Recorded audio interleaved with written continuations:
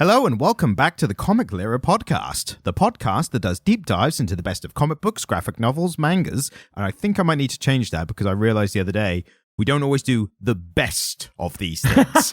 So we might maybe the best and worst, but then I don't want to guarantee that we do extremes because sometimes we do stuff in the middle. This is a longer intro than we normally do. So what if we stick it out until the cheers and jeers of the year? Right. And then one of the jeers of the year can be the intro, and we can workshop a new intro. Sure. In our best and worst, yeah. Yeah, in our best and worst. The intro can be one of the worst. We do some podcast admin for everyone to hear. Yeah, why not? Peek behind the curtain as a special treat. People fucking love that shit. Yeah. Behind the scenes. You'd be amazed.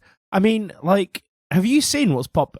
So, for those of you who don't know, we have a TikTok, right? We do. And I've been making TikToks. Yes. And there is a woman, I assume they're a woman, there is a person who has femme-looking hands. There's a person on TikTok whose entire TikTok is they have a little box with a bunch of sand in it, right? And then people pay them money to write their name in the sand. And they write their name in the sand and they have a little brush thing, like, you know, Japanese, like, feng shui gardening. Right. And they go, kush, kush, rub the name out, and then they're like, the next name. And they just go, thank you, Sam, and write Sam, and then go, kush, kush, thank you, Tiffany. And, like, people in their droves go on TikTok to watch that live. Are you suggesting we do the same, but it's just like an hour podcast and we just read people's names? Mate, I mean... Because we could just get one of those baby books, do all the names, and then when someone pays, we're like, file, locate, Adam, there you go, mate.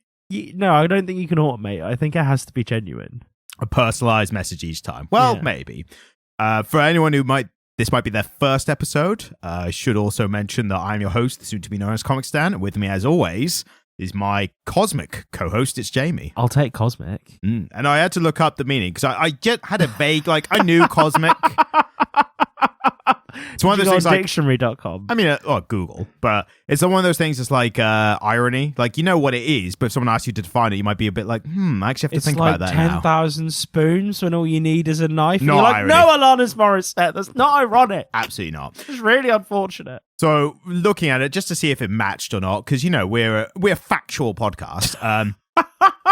No, we're not. Relating to the universal cosmos, especially as distinct from the Earth. And I thought, well, yeah, maybe. But then the other one was like just great. So, you know, like cosmic, like, wow, cosmic, like great vastness, that kind of thing. Yeah. Now I thought, well, if we take great, then I'll say you're great. Aw. Because it's a lot kinder than cosmic. Than calling you vast. Which was the other one. I mean, I'll take vast as well. But that sounds a bit like a Neil deGrasse Tyson Yo Mama joke. Like, Yo Mama so vast. She's cosmic.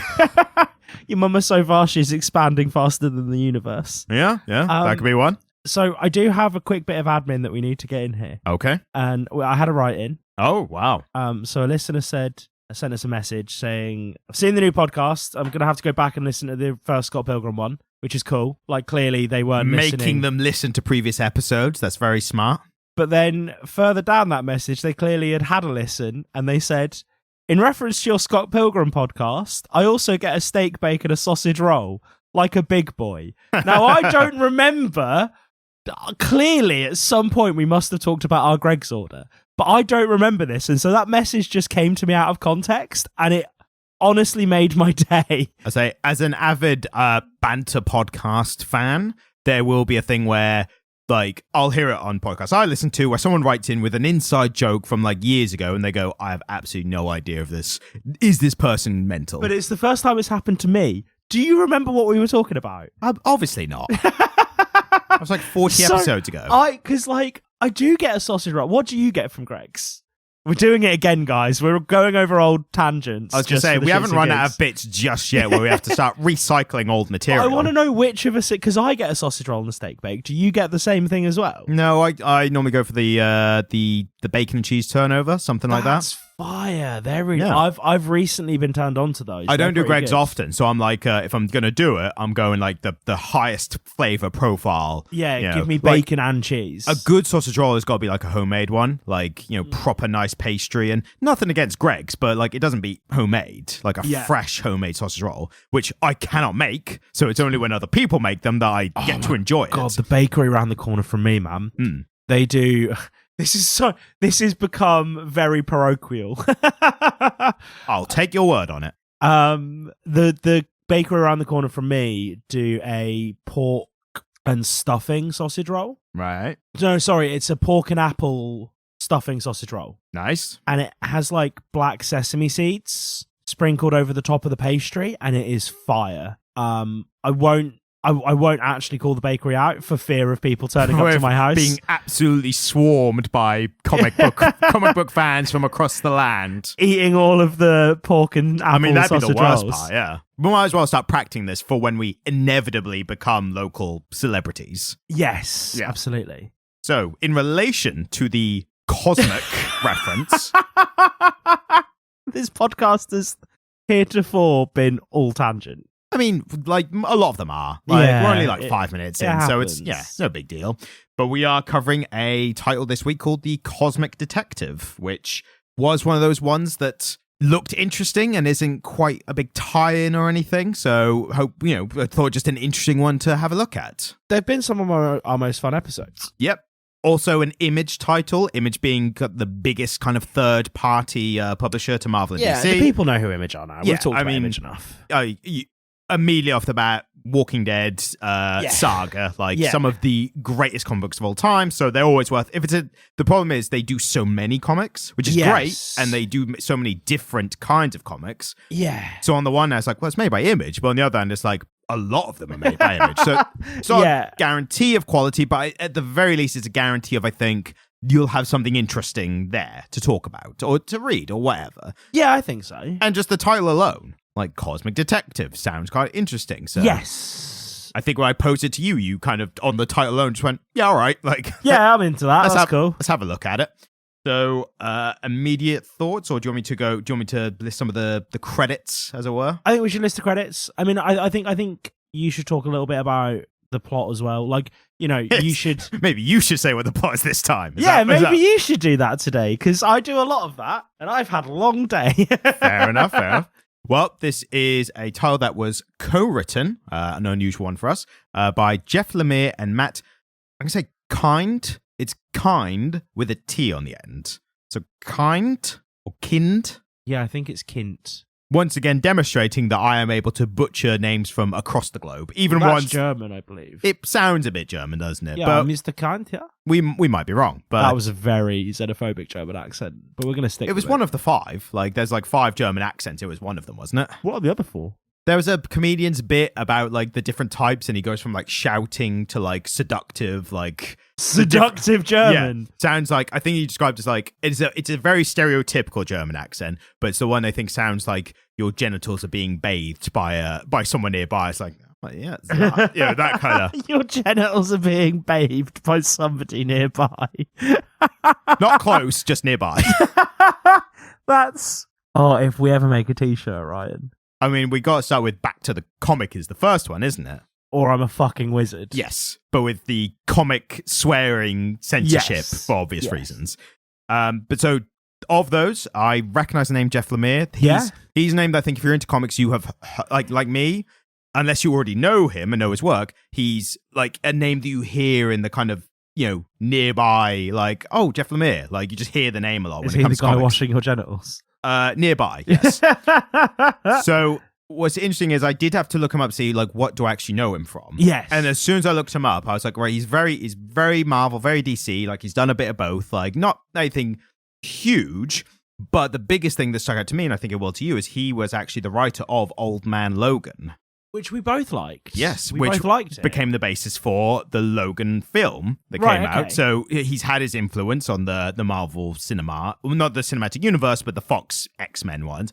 He also wrote a comic called Sweet Tooth, not one I've read, but I have heard of it mainly because it got a Netflix adaptation, so it must be good. Pretty sure you and I have talked about it on air. I've not read it, so if I've talked about it, it's how I've not read it. Yeah.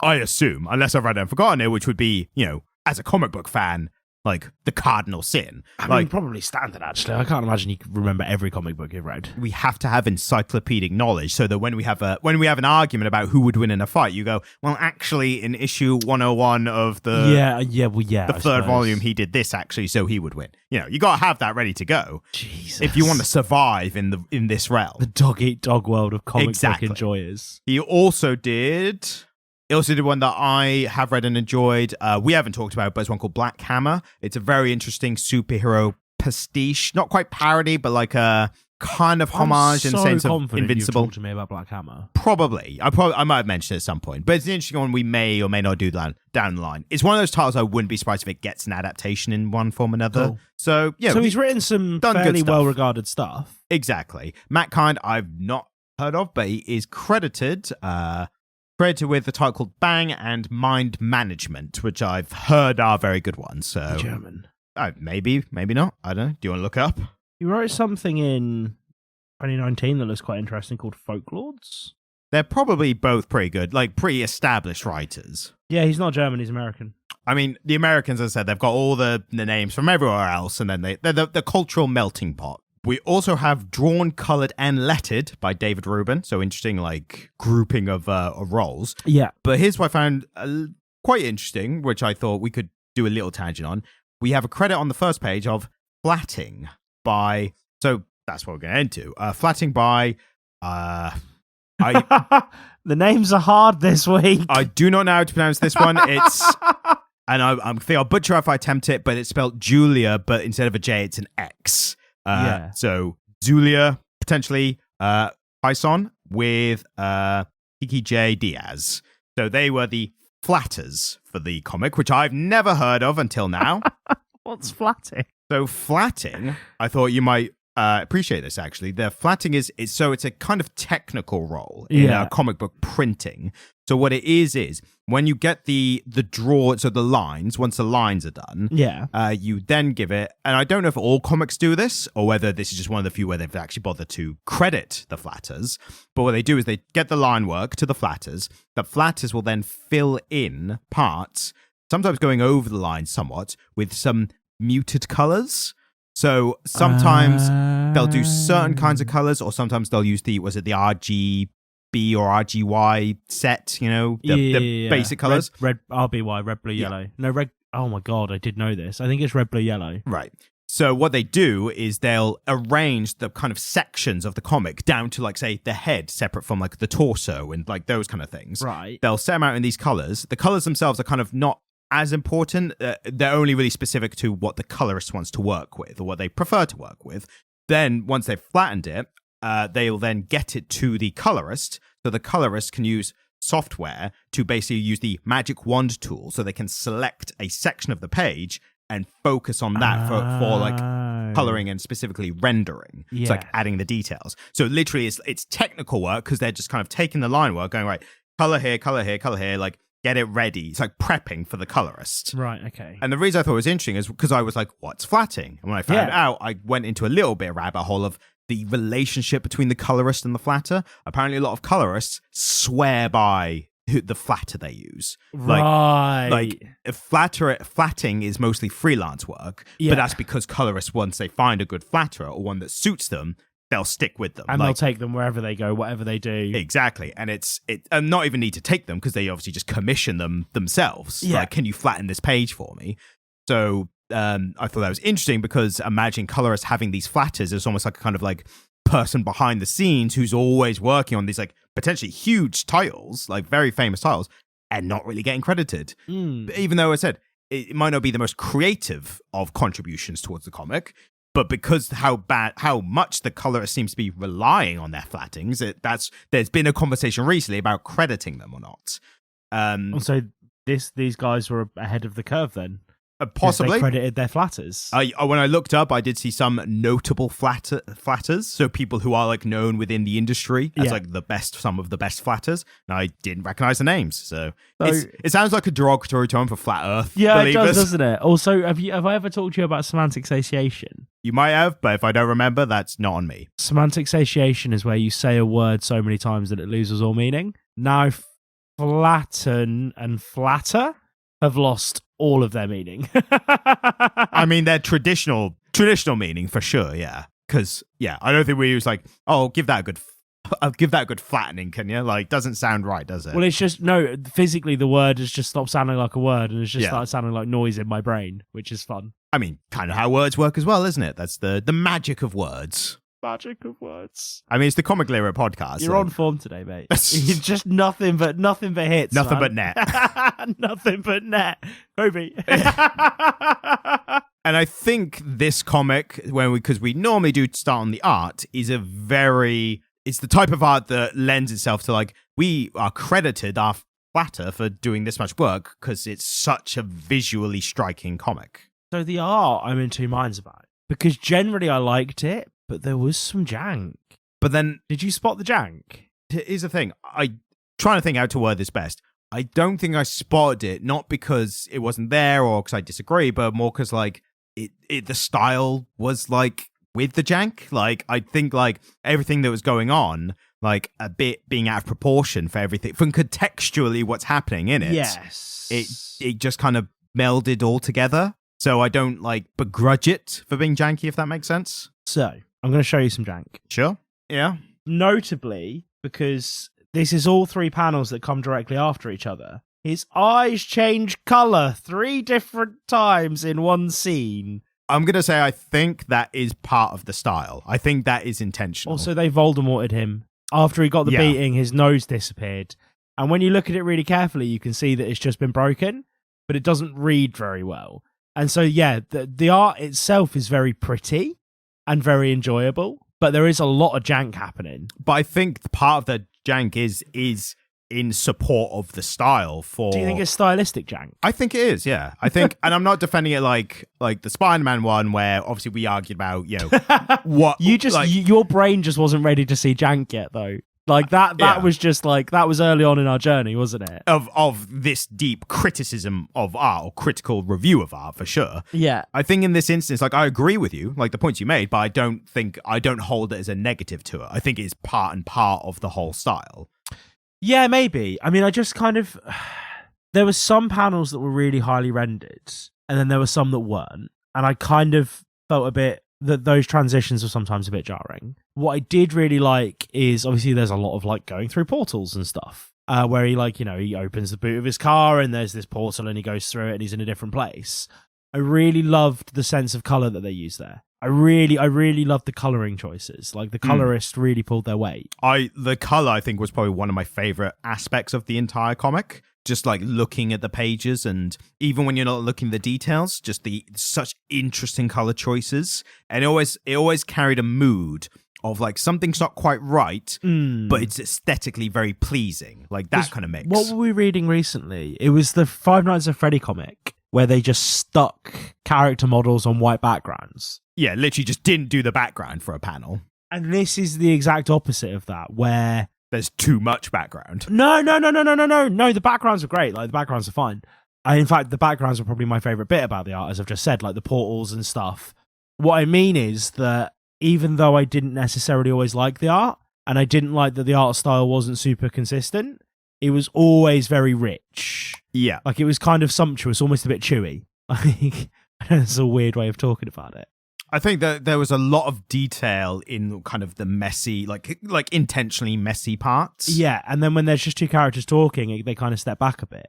I think it used that, again, that jankiness to kind of whatever the context of what was happening at the time. Yeah. So, like, when it was kind of him and his family, there's, like, a bit of jankiness because I think you notice it more because it's in a more realistic setting, but you're never fully away from the weirdness, the contextual weirdness of the story. Yeah, so there's heavy surrealism here, isn't there? So even when you're in those, like, normal moments, I'm doing air quotes, normal, there's still that feeling of, I think the jankiness kind of reminds you, like, we're not out of the woods, like, this is the most normal part, but there's that under the surface, there's, like, all this surrealness waiting to burst out. Yeah. And I think for me, that's kind of, I'm only just now kind of articulating, like, why I was fine with that. Because as soon as you said jank, I was immediately like, yes, I agree. But yeah, I think that's the reason for me, or at least that's what it did for me. I mean, I think the main thing was those 3 panels where his eyes were 3 different shapes and 3 different designs. So there was one where his eyes were just completely white with no pupils. The next one he had dot pupils. The third one he had fully rendered green eyes. And you just kind of go, there's no stylistic reason for this to happen. Nothing weird's happening here. He's just having a normal conversation with his colleague. And yet we get three differently proportioned faces with 3 different sets of eyes. Why? So I think we're kind of switching around here a little bit, maybe specifically in terms of the art, because I feel like you're kind of approaching this more literally than I am, or attempting to read it more. So for me, and this was kind of part of the story, I kind of took like a very kind of, how literal are we reading this? Like, I was trying to make that determination because it's so important to me in my reading normally. I had to make that decision early on. Yeah. And when I kind of early on decided we're not treating it that literal. We're kind of going along for the ride, but it's not like there could be a plot hole because you can't do that. This isn't that world. So as soon as I established that, inconsistencies became just far less important to me because I was like, that's the style. Like, we're not here for consistency. I think inconsistency in story is one thing. And I think they're being inconsistent, like a measured inconsistency in art style between 2 different dimensions or universes or whatever he's traveling between. And they never really make it clear. But if he's having one conversation in a static location with the same character and his eyes look different in all 3 panels, that to me is just bad comic book art. See, unfortunately. For me, it just feels like this is the entire story is a kind of dreamlike state. So those little changes for me are just kind of reinforcing the mood, which I think is meant to be consistent throughout the whole thing. Whether you're in the normal parts or the surreal parts, I think there's always that undercurrent of like, is this real? Like from the very start, there's like inconsistencies in, I think the style is inconsistent from the start. And I think what you've pinpointed is like a part where in another comic, this would be a very cardinal sin of art. And I think for me, this is, again, it's contextual with the style. Trying to go around in circles, but like I feel like the whole thing is meant to be like this. And I think you've noticed it in where traditionally the art would have to be consistent because, as you say, it's a view back and forth. Yeah. And I think it's a knowing choice. And again, that's just my subjective take, and you might be like, more people might agree with you on reading this. So I'm not saying like objectively yes or no. I mean, I am the voice of the common man, Ryan. Yes, you are the common man with a bookshelf full of books. And a vintage guitar collection and a stack of old vinyl. Exactly. Real working class. Currently twirling his mustache. Yes. But I think from my... In a suit. In a suit. Ridiculous. What a ridiculous figure I am. Sorry. At least you're self-aware. But yeah, I feel like, this for me, subjectively, it just was part of the style. And I enjoyed it for more because, again, it always carried this feeling of what's going to happen next. Is everything going to start bursting out and going crazy? So when the things are inconsistent in those quieter moments, there's always that feeling of like, are his eyes just going to roll out of his head at any moment? Like that kind of feeling. And again, I'm only articulating it now because you've kind of pushed me with your contradictory opinion. I mean, that's what we're here for. That's what the podcast is. Yeah, that's what this is, isn't it? But I really enjoyed the art. I think it's probably my favorite thing about it. It's not that we'll obviously get into the story and everything as well. Well, I want you to do a synopsis. I would say, I've got the synopsis kind of based in front of me, but I would say... I want your synopsis. I mean, the synopsis is basically, it's a classic noir detective story, but set against the backdrop of this more cosmic, and obviously that's a bit of a shortcut word to use because it's in the bloody title. Yeah. But it's this backdrop of like undercurrent surrealism in this world that this character is kind of privy to. So it's transplanting some of the tropes of the detective story with the surrealist cosmicness. But the main story, which is I sometimes get you for not getting at, is our detective is basically called to the scene of a murder, which is particularly interesting because it's the murder of a blank. Yeah, I did wonder how you were going to deal with that one. Which is part of the story, but is essentially the closest language we have for this type of creature or being is a god. Yeah. I did read it initially, and I think I did have a slight kind of like, I got the blurb wrong. I think I read it as like the god, like the Christian god. Yes. So when it turned out not to be the god, but a god, I was like, okay, that makes a bit more sense now, actually. Yeah, because I remember when you pitched this to me, it was like, there's a detective working out who killed God. And I was like, that's rad. Because I kind of imagined like a 50s detective just in heaven by the pearly gates. Like, when did you last see the victim? Like, where's the perp? which is not that far from the series Preacher, if anyone's seen that. Like, that's a similar kind of thing. Preacher's so good. Why have we... I mean, I know why we've not talked about Preacher yet. Because it's huge and it's long. I mean, we're doing a Garth Ennis. We're kind of dipping in and out of a Garth Ennis title in The Boys. So we're still filling our Garth Ennis quota for the podcast. I think Preacher's better than The Boys, though. I think I prefer The Boys. But again, a personal preference, you know. Like, I really enjoyed Preacher. I like the Irish guy. What's his name? Cassidy. Cass is great. Preacher, for me, had some moments of, like, it felt a bit more, like, extreme for the sake of extreme. Which, if you've read Preacher, you know exactly the moments I'm talking about. But I suppose that was rebelling against the comics authority in the 90s, wasn't it?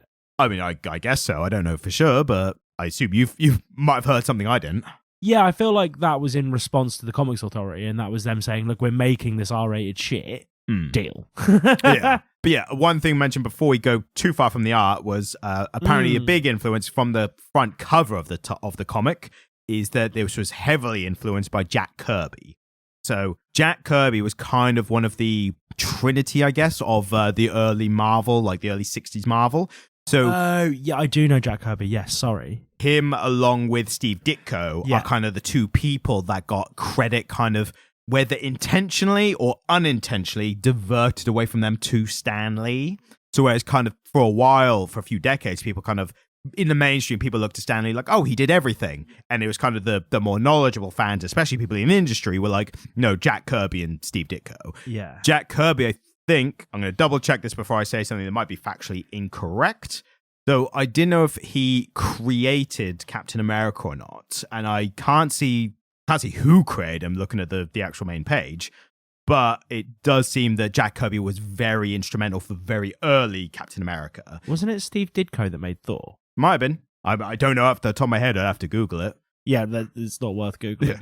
But the reason I bring up Jack Kirby is there was an anecdote from someone beloved by this podcast, by this parish. One Alan Moore, who he made the anecdote that I showed you, which was Stan Lee talking about creating Captain America. Yeah. Like he's anecdotally referencing creating Captain America, and Alan Moore going, oh, that's funny because Jack Kirby was working on it before he moved to Marvel.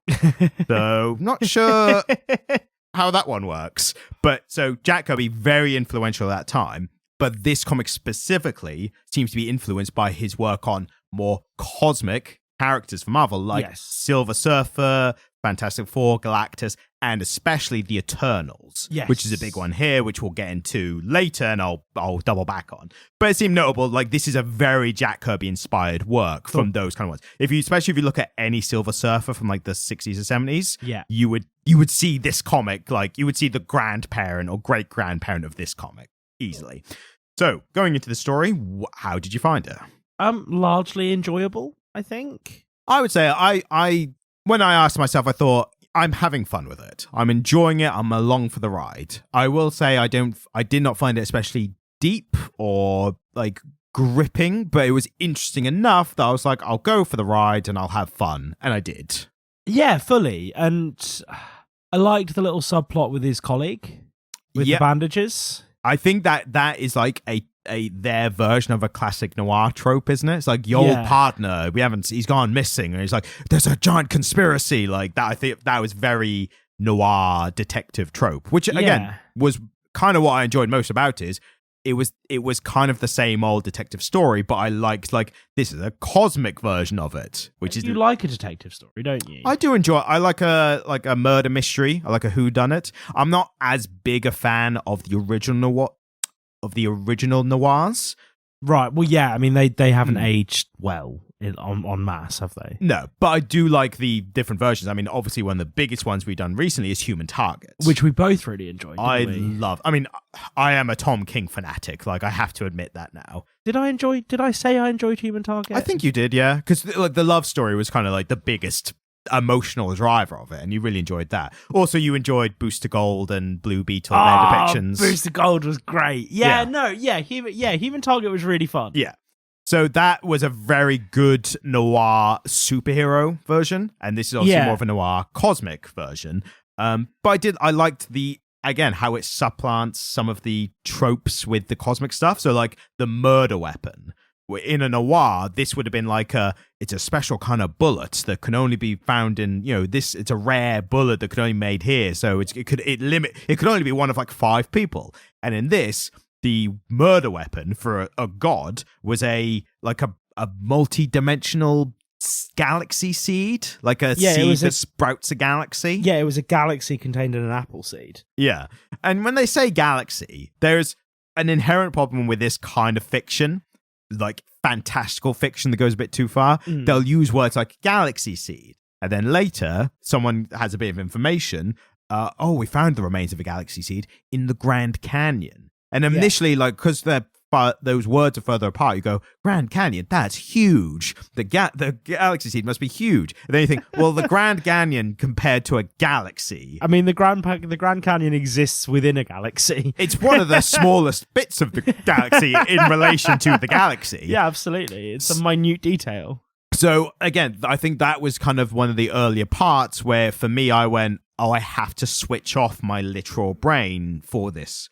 And I don't think that's the same as, like, there's been a criticism recently of, like, Marvel films where Marvel films have been, like, poorly rated by the critics, but then audience members who like, especially MCU fanatics, will go, well, it's not one you're meant to think during. Like, it's one of those films you turn your brain off to enjoy. And that became, like, a kind of double meaning, kind of like, are you saying you have to be stupid to enjoy this film? Like, it became like no one could quite agree on whether that was a positive or a negative thing to say about a film.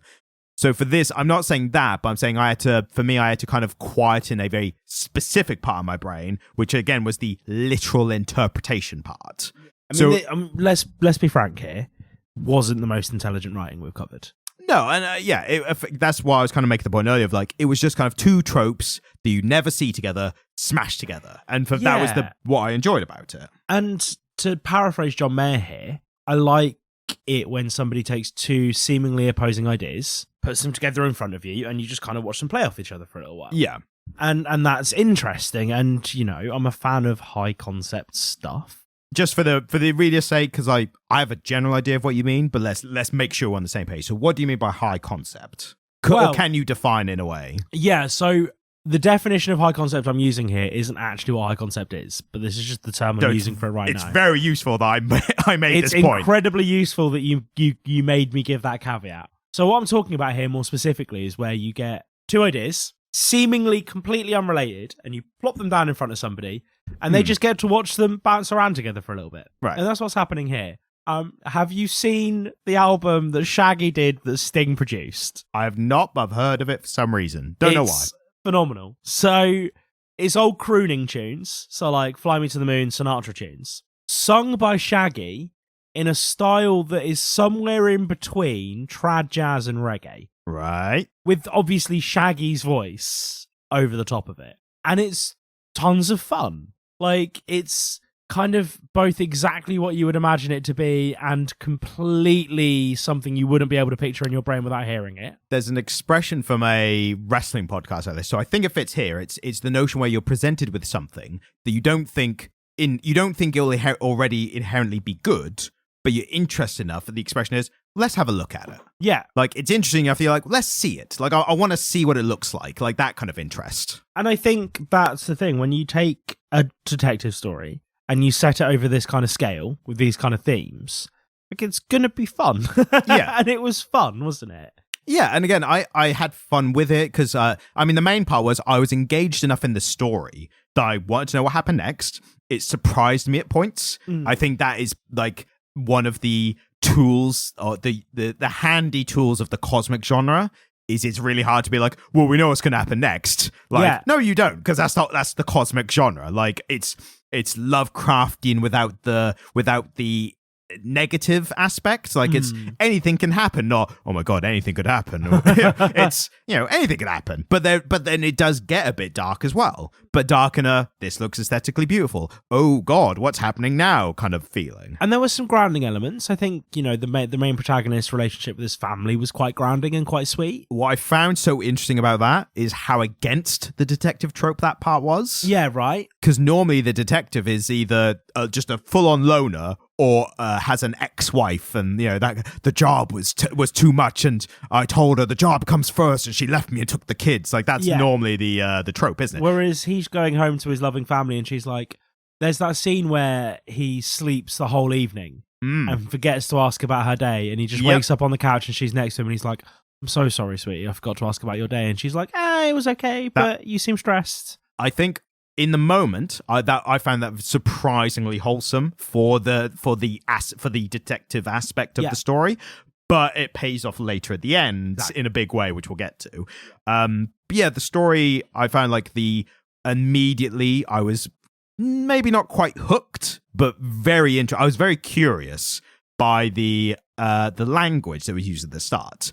Now, unfortunately, they only do this once at the beginning and then never again during the comic, which I thought was a bit of a missed opportunity. Yeah. They created this really interesting concept and then just kind of forgot about it for the rest of it. But in the beginning, the detective is meeting we assume maybe a police officer, or at least someone who's connected to the police, says there's a body in here, you've got time, whatever. But they talk in a coded language. So immediately it's a very kind of easy tool to be like, hey, you should be interested in what's going on, because they're not talking how you'd expect them to talk. Yes. And it does translate that coded language at the bottom. I'm just scrolling to here. Because they're talking about rhubarbs and... Yeah, I thought I'd get a little example just for it. So he goes up to the detective, who's wearing a rainbow tie for some reason. Like, fair enough. And the detective asks him, "I hear asparagus is in season," which at the bottom is translated, "Someone has been murdered." Like that. So it's very, very obviously like 1-for-1 kind of coded language. And then very quickly you get the "no, not asparagus," which means no, not someone. And then a hook within a hook almost. The officer responds, "rhubarb." And the detective's face drops. And the placement of the translation, I think, is really good in this panel as well, because you get the spoken word, rhubarb, and then your eyes scan to the detective's face, who is scared. Yeah. And then you scan down and you get where the translation should be, and it's blacked out. Yeah.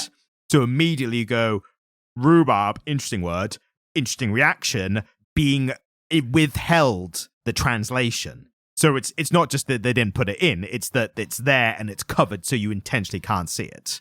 So I thought that very smart, very clever. And then again, they just kind of do away with it. Yeah. They do the blacking out of the word later on in normal language, but I feel like the coded language was like just a fun little bit they could have continued a little bit more. Absolutely. Might not have had the same punch, but at least it would have kind of been almost a little reminder of like, oh yeah, that's why I was interested at the beginning, like this thing.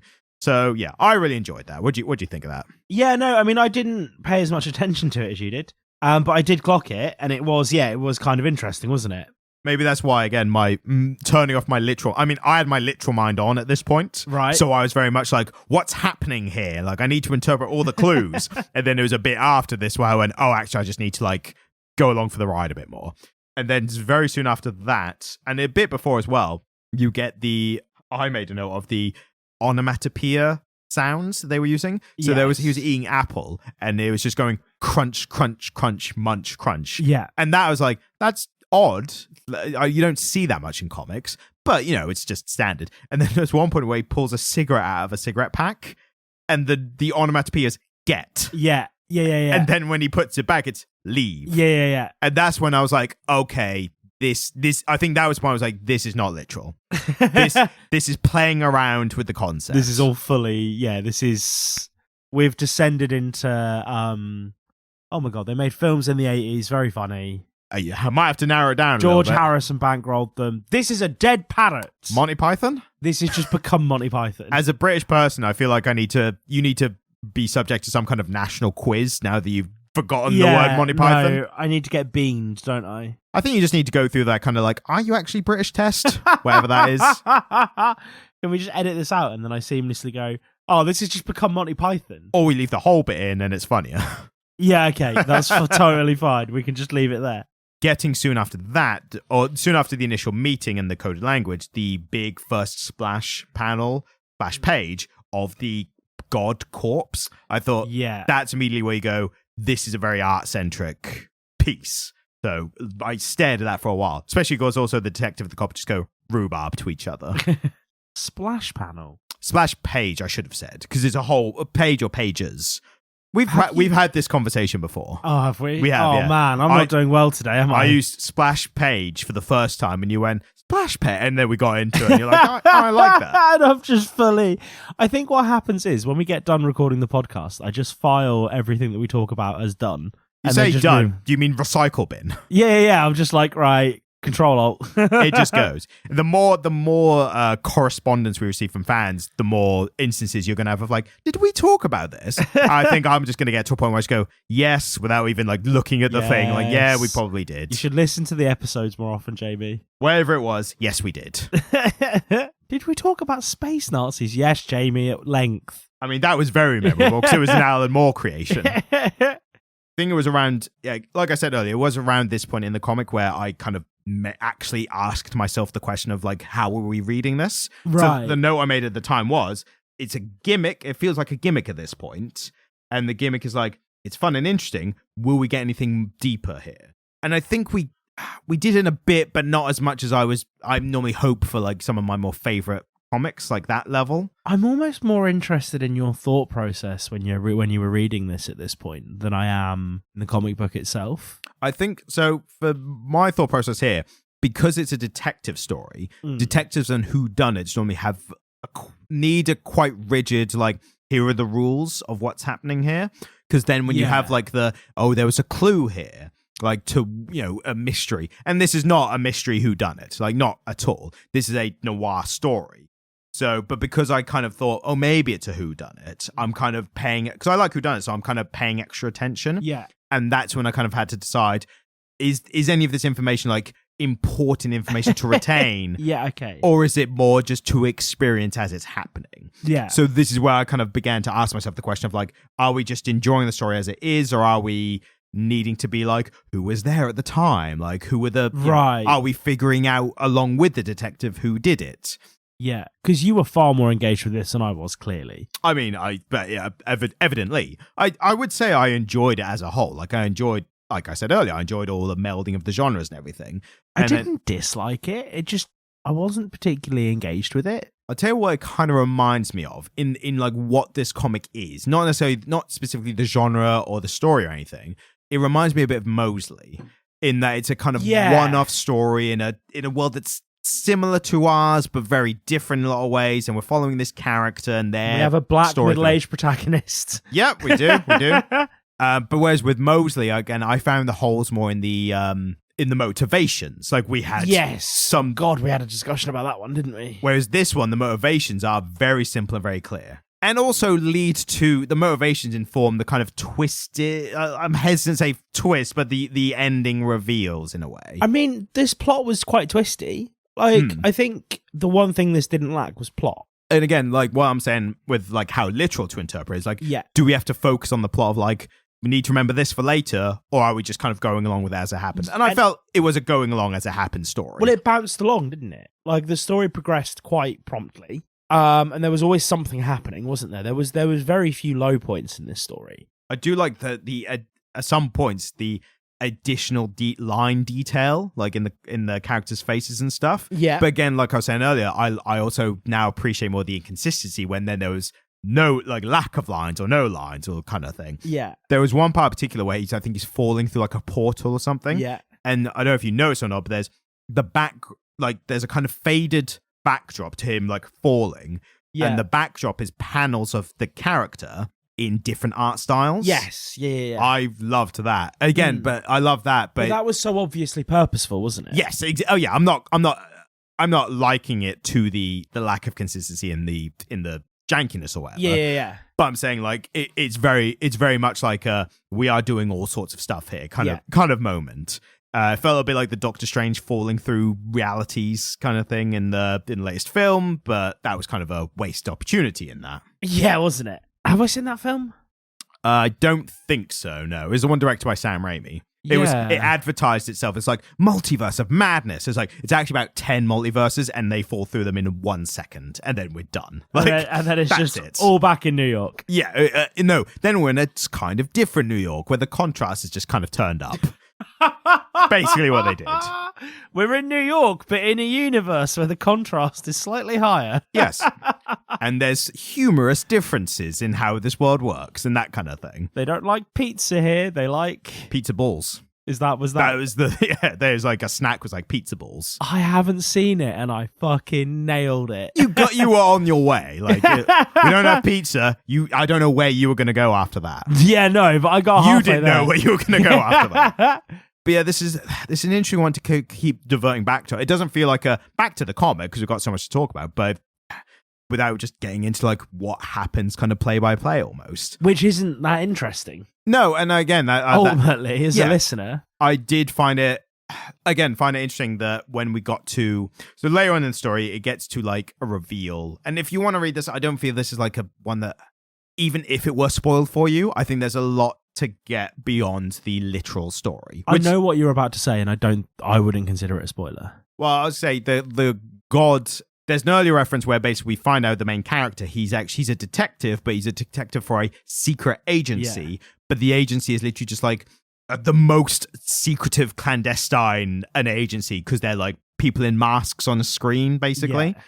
And they are dealing with these godlike influences and events that happen on the Earth and kind of cleaning up after it in a kind of Men in Black style way. Men in Black is a really great comparison here. Yeah. But it's then the reasons for it, as we find out, are kind of different. Yeah. So initially, I think it plays with that trope of the Men in Black thing of like, oh, they're a secret organization because people can't handle the truth about the matter, so they clear it up for the sake of humanity. Because it's one of those like, well, if you found out gods existed, like the market would tank the next day. Think about the stocks, So it feels like that initially. Yeah. But then as we get into the story, it's kind of revealed that the gods are like alive and well for the most part and just here on Earth, and Earth is basically their experimenting ground / eventually going to cultivate the Earth for their own use kind of thing.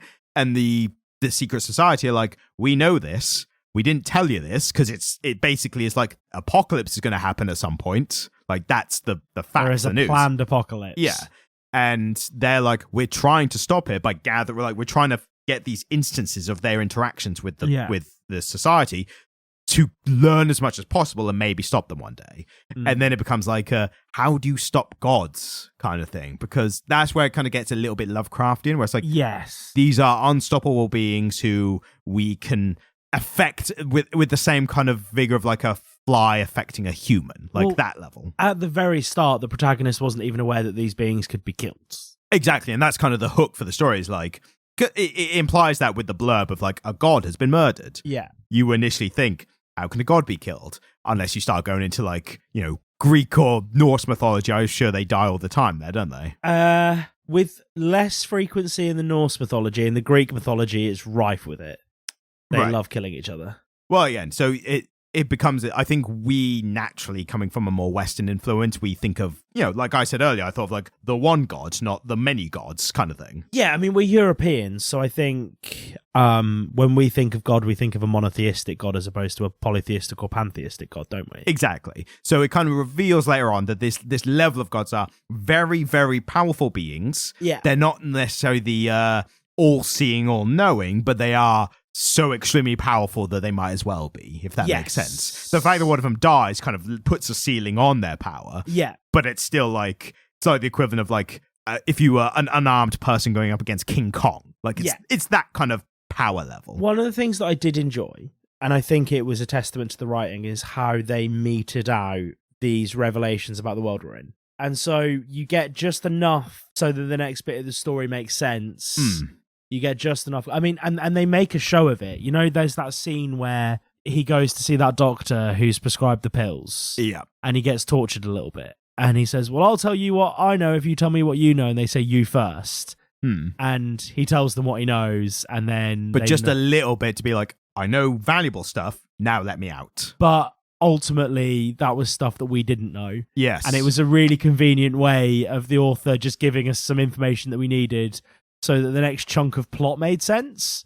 And again, that is kind of expositional. I would say I appreciate it because they put so much effort into creating the scenario where that would come out naturally. Yeah, no. We've seen much worse. It was a cool bit. It was a cool bit of exposition. Yeah. Like I'm not saying it was bad. Yeah. Is one of the things that I liked about it is that there was like, right, we need the audience to have this information. Let's work up a fun, interesting way of giving them that information that also serves the plot. Yeah. And they did that, and I read that and went, oh, I can see what you're doing here. Like, I can lift the hood and see which bit of the engine you're playing with, but also, oh, nice job. I feel like that, I think that's more of a detective trope thing. I think that's, yeah, maybe actually. Because what you tend to have with those kind of old 50s black and white ones was you'd also have the mystery of the protagonist as well. Like, what's their backstory? So that would come out, and the case would always be like, turns out this case is actually more personal than I initially believed. So the backstory of the protagonist kind of connects to the case they're working on. And again, it does this in a very similar way here. We realize that as soon as he goes back to the society and he says, hey, a god's dead. Did you know that could happen? And they're like, yeah, we had a god die 3 weeks ago. And he's like, what? And he's like, who was on that case? Like, was it Higgins, I think was the name? Or he was Higgins Hodgson. Hodgson, yeah. And he's like, Hodgson disappeared. And they're like, yes. And I love the point. I made a note of it because I thought it kind of made me chuckle a little bit. So they said Hodgkins died. No, Hodgkins went missing after investigating the murder of another god, which we didn't know could happen until that case, and now we've had another one recently. And then they make the point of going, we've investigated it, and his disappearance and the first god dying are not related. Yeah. I clocked that as well. But then what really chuckled me was after that, he goes, well, like, why didn't you tell me about it? Kind of thing. Like, why didn't you tell me he'd gone missing and a god had died? And they go, it was simply a bureaucratic matter, not some cover-up. And I thought that was such an interesting line to use in an already established, we're dealing with gods being murdered, and they're going, it's just bureaucratic stuff. Don't worry about it. If this was a normal thing, if this was a normal story, like a set in reality story, when someone says, it's just a bureaucratic thing, it's not a cover-up, you'd go, that's a cover-up. But when in this world, they go, it's just a bureaucratic thing. It's like, that's more suspicious that I think it might be a bureaucratic thing. And it kind of turned out to be a little bit. Like, it kind of did, didn't it? But it was the bureaucracy of stuff that we didn't know about. Yeah. So, yeah, it's the fact that it's like, if you were in, again, an insane, surrealist magic world, it's a bureaucratic thing. You'd be like, the fact that you're saying that means it probably must be. The fact that you have bureaucracy still. Yes. The fact that you have bureaucracy makes me think, it must be I'm ruining myself trying to say bureaucratic bureaucracy. Bureau. I've got to say bureau over and over again. That's another, what's that word? The phrase you said earlier about not sounding right? Satiation. Yes. Bureau. Euro de change. Can I exchange these euros? I need to go to the bureau to buy some euros. Absolutely wanky sentence. Being like, the Bureau de Exchange. Like, oh, shut up, Barry. It's the fucking cash change place. What are you on about? Ooh, la-dee-da. It's in the top of Marks and Spencer's, you bellend. I did find that meeting with the secret society, the face on the television was sufficiently creepy. Oh, massively. And I thought that, again, that was like a great art because they can do the extremes. They do the fantastical, aesthetically pleasing stuff. And it's like, and here's a really creepy face on the TV screen. It's like, well, you've got range. It's like seeing an actor do two different roles. You're like, you've got range there. Yeah. But I was like literally staring at it. I was like, how do I feel about it? It's like, I'm creeped out, which I think is the watching intention. The Batman straight after The Machinist, isn't it? Oh, God, yeah. That's... That was natural. Whatever you say, Bale. Whatever you say. One of the another points that I made a big note on was we mentioned earlier the realism of the family scene. Yeah, and sort of the wholesomeness. I thought it was such an interesting choice where it pans out, the kids are in bed and the detective and his wife are having sex. Yeah. And it plays with like the panels there where it gets a bit weird and surreal again. And again, this is what I was saying about it always felt like the lines between reality and the surreal were very faint and passing. And then after that, he kind of wakes up afterwards or maybe I can't remember if it's mid-sex or he wakes up afterwards, but he wakes up and he is wearing a t-shirt and then naked from the waist down. Yeah. And I thought that was especially like, this feels so much like a real person in a real home, in a real bedroom. Do you know what I call that when a man does that? Daffy Duck? It's the Pooh Bear. Okay. Yeah, you're just Pooh Bearing. We see his knob as well. Yep. And he's hung. I mean, he's a gritty detective. Like, it's like Batman's dick. Like, it's got to be.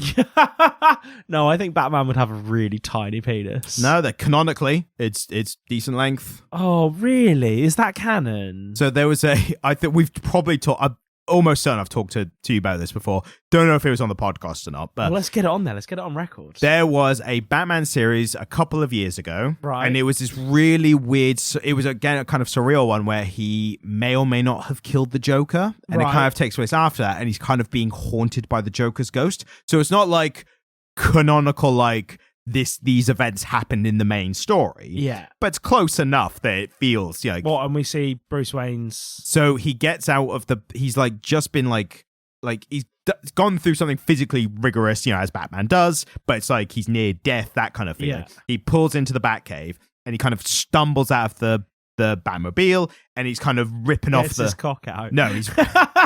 Just first thing he does. Is that what Bruce Wayne does when he gets back to Wayne Manor? Just literally whips it out. I feel like you've read The Room incredibly wrong here. Because I'm talking about him being near death and you're making a knob gag. Like, it's like at a funeral, be like, does anyone know any good jokes? Like, that's the feeling here. Okay, so continue. Sorry, he's ripping off the he's ripping off the suit and everything, and there's like they try and do like a kind of like artistic like shadow outline, so you don't see it full on, but you see the outline of it at an angle, and it was enough they would like hit like the internet news in shadow though. Yeah, like but you see the outline through the shadow. Yeah, but shadows. No. So it's on his body. So it's like a faint shadow. So it's not like the shadow projected on a wall. It's not like it's not like he's doing shadow puppets like with it. 4 foot tall. Yeah, he's not doing shadow puppets. Like, look, it's a duck. Like it's the outline of it. Man, Bruce Wayne needs to leave something for the rest of us. He's got too much. He can't be that rich, that have that much power and be hung. That's not fair. To be fair, I said it wasn't hung, but it was like a decent like. Whatever difference that makes to you at all. I just love the idea of like Superman and the Flash and all the rest of those guys are like sat around and they're talking about Batman, and one of them goes, "You realise he's got a massive cock, right?" Superman's like X-ray vision. I know. Barry, right? Barry, what do you reckon? Barry Allen. Yeah. What do you reckon Barry Allen's packing? I don't care enough to... I think this is perfect fodder for the podcast, is us contemplating which superhero is hung. I think that they probably all are because they're all written that way. Like they're all written. Yeah, they're all written perfectly, like except for whatever the specific issue of the issue is, or of the volume is, or whatever the run. Yeah, I suppose. Yeah, they're all perfect specimens with abs and muscles, and of course they're going to be whatever the writer deems a good length. Like that's the superhero way, isn't it? Whatever the writer deems a good length, I mean, is the perfect way to articulate it. Oh, so put it this way: look at the women. Look at the women superheroes. You can extrapolate from them what the men are probably going to be like if they could show it. Yeah. I'll tell you this, which is interesting. That physical run, so the physical print run of that Batman comic, as soon as there was an uproar about it, immediately removed it from the digital version. So there's some extra rare first edition prints of that run, and they're worth more because you see Batman's dick. Wow. So, I fucking love collectors. So a fictional character's penis has literally made some people money in the real world. Like, that's what's happened here. So yeah, that's the story of Batman's dick as it currently is. Maybe some brave writer or artist will revisit it in the future. I feel like as a person who collects vinyl and old guitars and first edition books and Pokemon cards, me and the like comic book nerds that collect physical comic books have way more in common than I think we do. Oh, for sure, yeah. Collectors are collectors at the end of the day. Again, I think the only thing that's stopping me collecting comic books is that they are a bitch to store. We've talked about this. Like, I don't want to have a house full of yard boxes. Exactly, yeah. I just don't want a house full of yard boxes. No, exactly. No idea what point I was going to make now, but it's completely gone.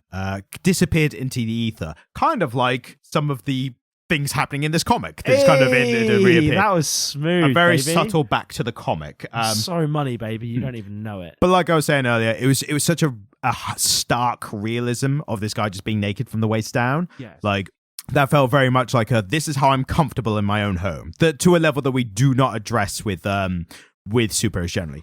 That was the point I was going to make that disappeared from my brain. Currently watching Invincible Season 2, which is releasing weekly right now. Yes. And there was a moment in there which I, as a superhero fan, and I can't remember if they address this in the comic or not, so I don't know if it's both or if it's just a TV show.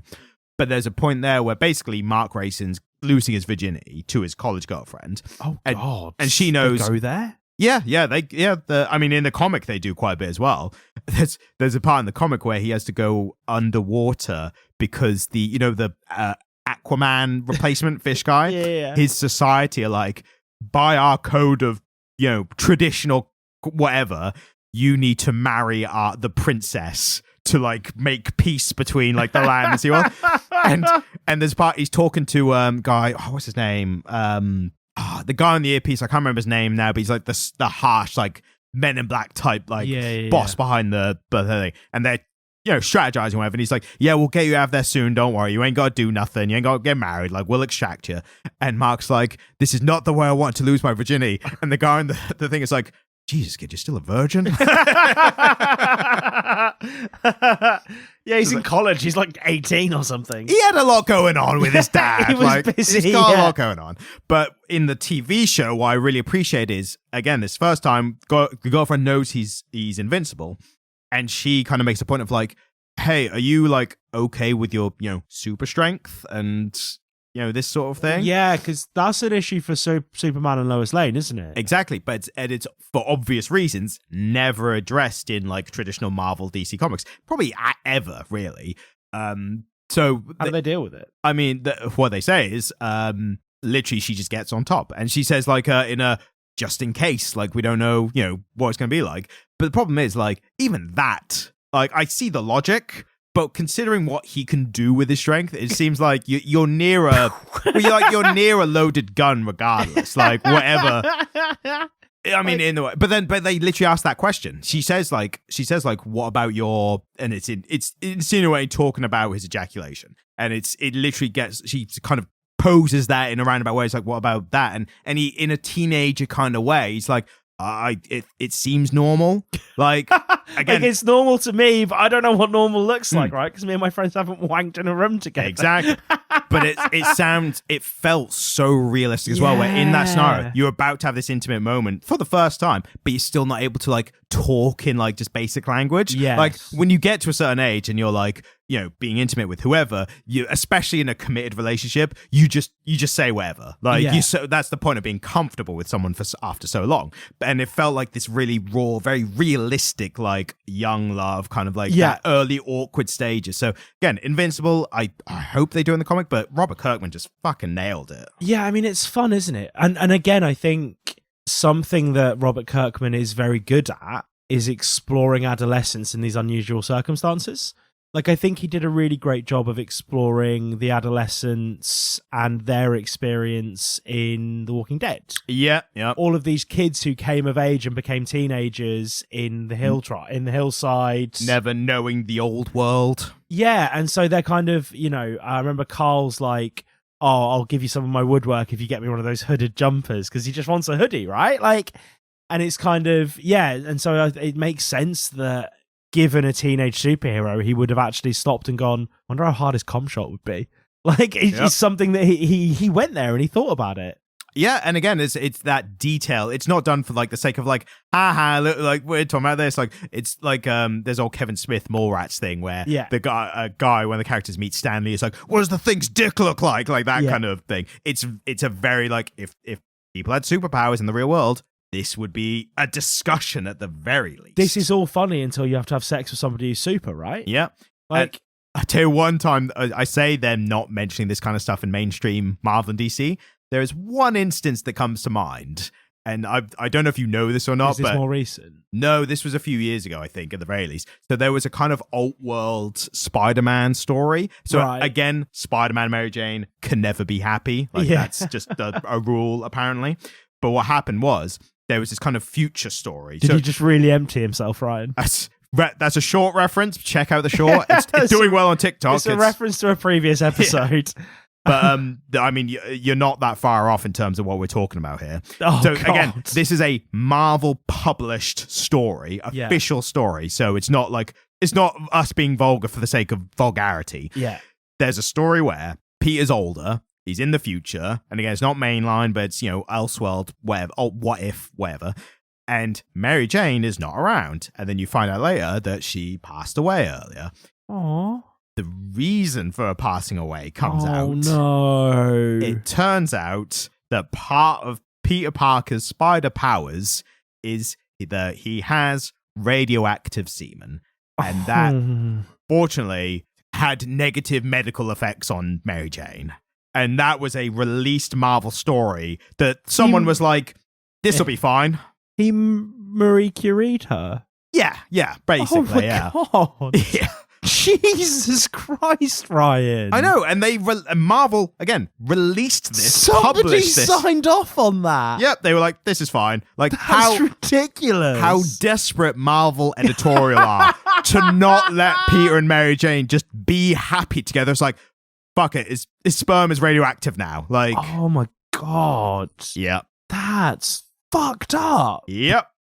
And they did that. It might have been in the 90s because it feels like a very 90s, like edgelord kind of thing to do. Totally 90s, isn't it? Yeah, like you'd read that comic and then go eat some like radioactive. You'd go eat some, what are those sweets in the little... Sweets? No, they were like sour sweets and they came in a little like plastic tub that was like... Toxic waste? Toxic waste, yeah. Right. You'd read that story and then go eat some Cheetos and toxic waste with a glass of Sunny D, right? Yeah, just chemical, all radioactive chemicals. Or might as well be.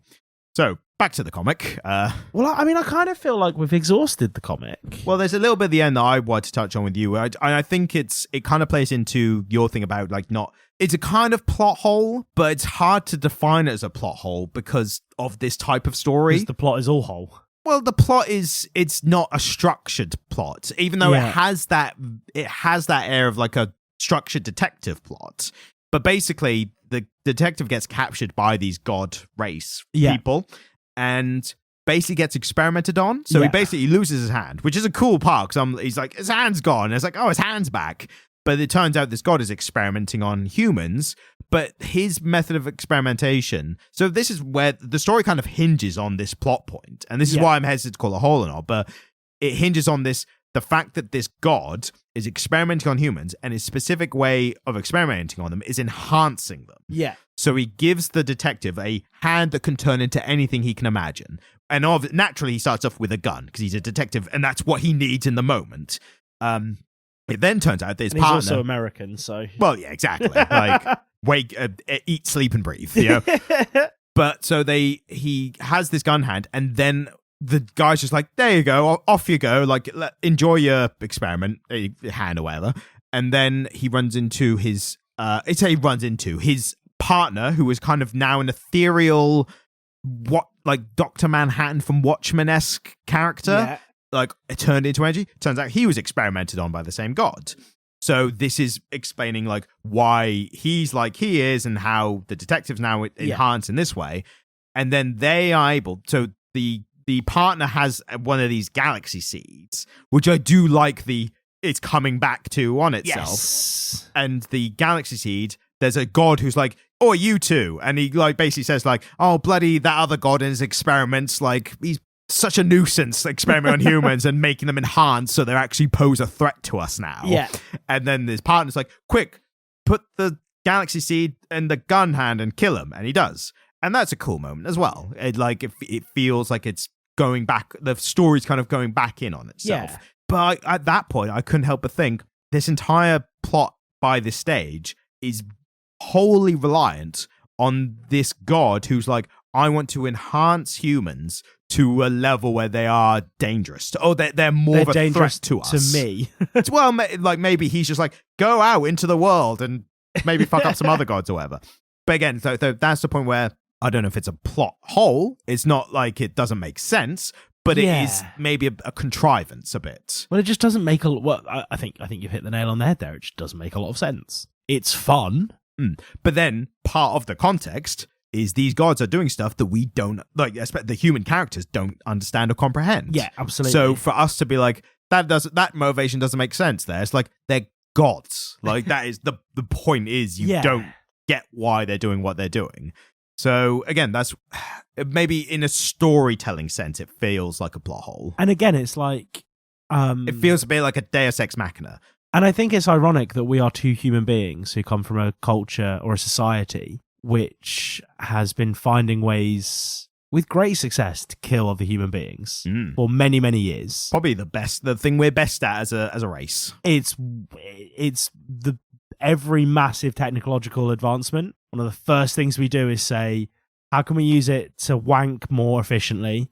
And how can we use it to kill each other more efficiently? I think the killing comes a bit before the wanking, because it's one of those, like... I don't know, man. Well, it's like Scarface. It's like first you get the power, then the money, then the power, then the women. So it's like that he kind of did that, like, order of needs thing. Like Maslow's hierarchy of needs. Yeah, but for cocaine drug lords. But no, the wanking and the killing, there's not a lot in it as to which application we use for this it. Is like a chicken and egg kind of scenario. What came first, the wanking or the killing? Now that's a Detective Noir story that I would read.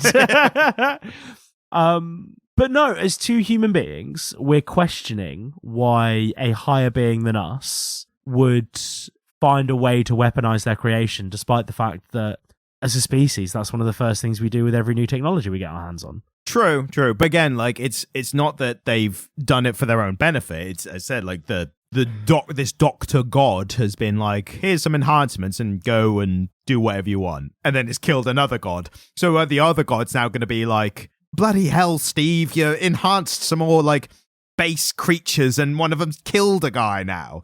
And then also part of the plot then becomes Detective and Humphreys running away, or like detective running away. Humphrey's like, get out of here. Humphrey's name has changed Higgins 5 times during this podcast. I've got it down. So I do have a note I've got as Humphrey. So I think that is correct. It's like the lion in Pride of Baghdad. Yeah. Where the name just changed a bunch of times. All the 3 other names first, and then the last one's correct. But one thing I noticed, the detective's trying to get away, and Humphrey's like, hey, get out of here. And he's like, but they're going to find, like, these are all-powerful creatures. They're going to find me. And Humphreys has to be like, they don't care about you. Like, none of this matters to them. And that was part of the theme. So that contextually made sense. Yeah. But also, they just killed one of them. So it's like, if in relation to, as I kind of made the example of, like, it's like flies to humans, like that level of, existence and relative power. If there was a fly that killed a human, we wouldn't be like, well, that fly's gone now. Who cares? We would start massacring flies en masse, wouldn't we? Yes, but again, am I associating human logic to gods? Yeah. Are we ascribing divinity to ourselves? I'll tell you one thing I just realized. I don't know if this is accidental genius on my part, if I do say so myself. By reference, this kind of thing as being a Deus Ex Machina. What does Deus Ex Machina mean? It means the hand of God.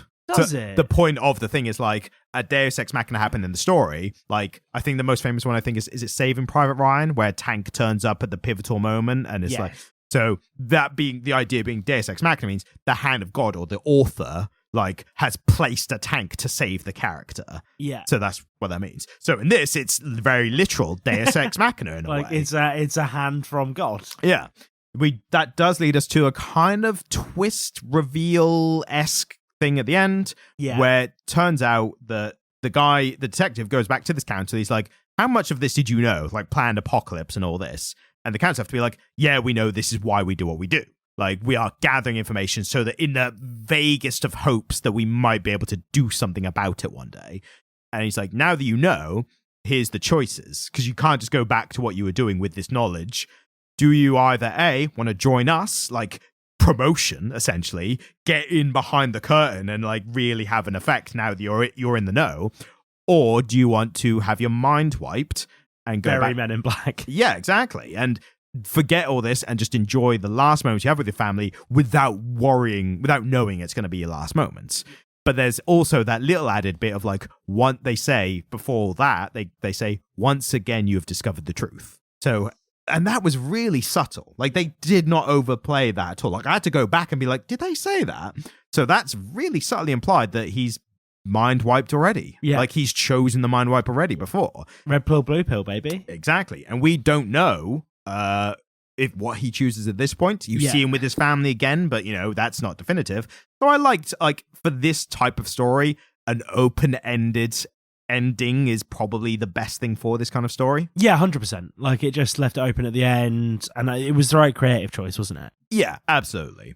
So, yeah, I thought that was interesting. And again, obviously the kind of main takeaway from this podcast is I got a lot more out of this than you did. Yeah, I mean, now, again, this always happens to me. And I think on some level it happens to you too, which is that when we come in hot like this and one of us has taken quite a lot out of a text. Well, we didn't really come in hot, and that's notable. Yeah, we were both quite neutral. But I think part of the reason that I keep doing this is that I enjoy the process of reading a thing and coming out of it quite neutral and then chatting to you about it. And during that process, I go, actually, yeah, I agree with you. I really quite liked that, or I didn't like that. And we both discover things that we hadn't considered. Yeah, I mean, I've definitely had the reverse. The prime example being that Spider-Man run. So yeah. Yeah, no, it happens, doesn't it? Like we come in and we both kind of have an opinion, or we feel a bit neutral about something sometimes.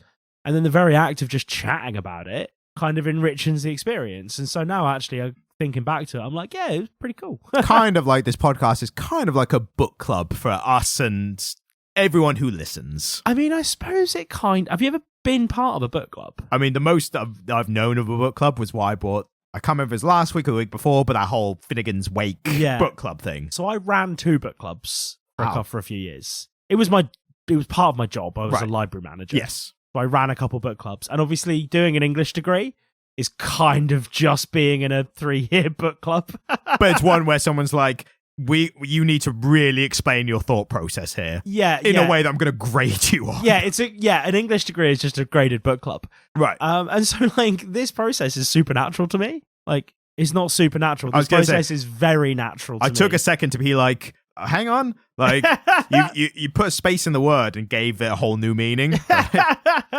No, this process is very natural to me. Yes. This idea of like, actually some of the richness comes from the conversation afterwards.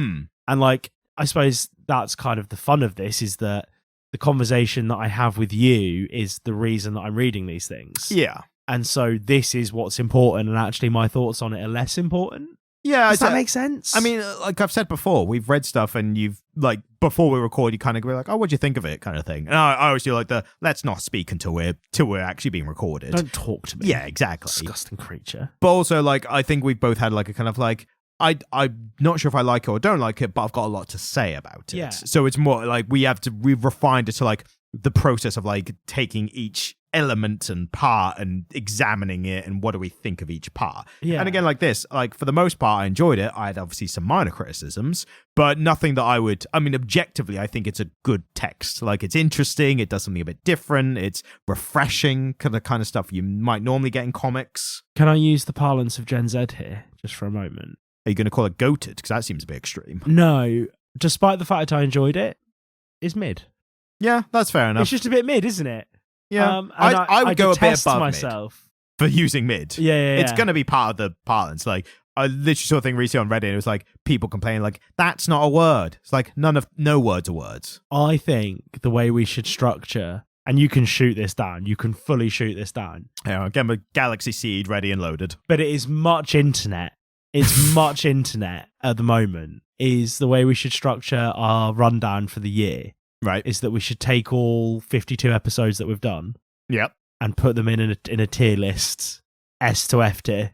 So here's the thing with that, and I think we've had this conversation, so it's worth having. I'm in agreement to an extent. I think that we should limit ourselves with that to the titles that have come out this year, and I think because I think it's kind of pointless. I think it's kind of, I don't But see there'll any. be like 3. This is the We've problem. done a fair few though. Like I've made sure of it. Like we've done enough, I think, that we can rank them at least. And most of them are like best of titles from the year. Like that's how I find out about them. Is I'm like, what's popular? What are people talking about? Like what should we get an opinion on or provide an opinion on? But when it comes to like Alan Moore's Superman from the 80s, it's like, well, bloody 43 years later, a couple of podcasters deemed it mid. Like, who they put it cares? B tier.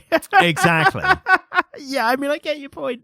Whereas That's kind of fun in and of itself. Whereas something that's come out now, at least we have that, like, what do we think of comics now? Because we can compare them to each other. Yeah, Like, okay. This is the level we're at now. Where does it land on here? So, near the top, we might go, like, sneak peek for the rankings. We might go, like, 8 Billion Genies or Nice House on the Lake or Hit the S-tier. Target. Both S Well, exactly. I mean, we've got to come up with a Gen Z ranking. So goated is like that level, isn't it? Like, is it goated tier? Is it what's good? Like, what would Gen Z is good but not based? Yeah. So it'd be goated, based, mid, cap. Cap is lie. Like no, yeah, cap is lying. Oh, is cap lying? Yeah. So oh, I say no thought... cap, like no lie. Oh, I thought cap was just like not very good. Nah, cap is lie. So if you said something, I disbelieved you, or it's like bullshit. It's like cap. And if it's I really believe you, I say yeah, no cap. Like I work with young people, man. I should really listen to them more often. I think I might be more on the internet than you, and that might be why. What's your phone saying? Can we get an update? What, on the parlance? No. Your phone tells you how much more internet you've been using. Oh no! It switches between it. So it literally it does that for a while, and then like what happened last time, which has now happened again, is it then switches to like, hey, here's your daily well-being update. So it literally the app, which is not an installed app, it's just part of the phone. It's part of Samsung. But it's just, it switches from like, here's your daily update to like, here's how many more hours you used. And then I have like a little rage on a Monday morning. I don't like it when devices have native software built into them. No, it's horrible. Just I've got give me- Bixby and I'm like, leave me alone. Yeah, just give me whatever the most up-to-date version of Android is and be done with it. Yeah, I will download Google Maps. Well, I will just download what I want. Exactly.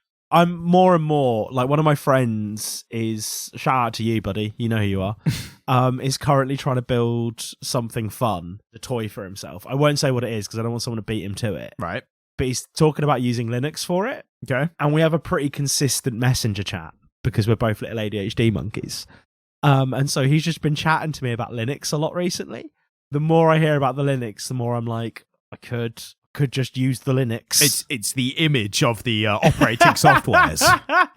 But the problem with Linux is it takes a lot of like management. Like you need to be on top of it. And I'm like, I don't know if I can make that commitment, but also it sounds like so much fun. It's the developers / programmers choice, isn't it? But I don't even know if it's that popular anymore. I don't think it's ever been popular. I think, but it's always been very well regarded within very niche circles. Yeah. Like the people who are in the know it's that kind of thing where it's like if someone who knows computers speaks to someone else and they find out they use Linux, it's like, oh, that's like the sign. Yeah. So yeah, I think that's we'll get a ranking system in Gen Z language and we'll use that at the end of the year. Yeah. I mean, I think S to F tier works. Like that's the one I see most on the internet at the moment. That's the whole, but that's the basic one. We want to reinvent. We want to stand out from the crowd, do something different. We want to be able to give, medals out to be like, we deemed your comic goated for 2003. Like, oh my God, because I did say that we would send medals out, didn't I? And the medal have a goat on it.